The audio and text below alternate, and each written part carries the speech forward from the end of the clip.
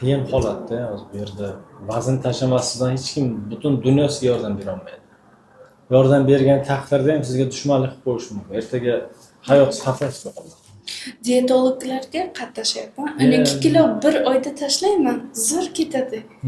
Keyin Keyin shu farzand bo'lish uchun yana dori ichsam, keling naborot bunday qilaylik. Men semiramanda. sizga maslahatim. Bolani miyadan chiqarib tashlaydi hozir. Bir oyda 12 kilo tashlagan bo'lsangiz, bu degani 5 oyda o'zingiz maqsadingizga erishar ekansiz. 60 kiloga 5 oyda yo'qotar ekan.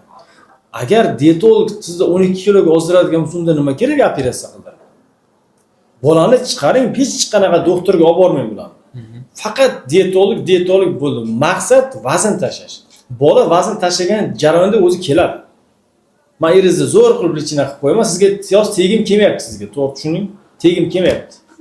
Nimadir gormon topshirasiz, bilaman, nimadirlar yomon chiqadi. Yana men 3 oylik lichina. Dieta paytida u lichinalar kimgadir to'g'ri keladi, kimgadir yo'q. Xayoldan chiqarib tashlang, 60 kilo vес tashlang bo'ldi. Xohlagan usulingizda, xohlagan yo'nalishingizda. Xohlang ochlikka boring, xohlang boshqa qiling, xohlang operatsiya. Menga 60 kilo ozgan holatda. Bu yog'ini o'zingiz qaror qabul qilasiz. Soha mutaxassislari bilan gaplashing. Lekin bola bo'lish uchun 60 kilo ozib berishsiz. Operatsiyaga o'zim qo'rqyapman-da. Shuning uchun uni o'sha mutaxassislar o'zi bilan maslahatlash kerak. Pilisi qanaqa, minusi qanaqa. Minus tomonlarni Lekin aytdilar. oyiga 12-13 kilo ozadigan, dieta bilan ozadigan ayolga operatsiya kerak emas.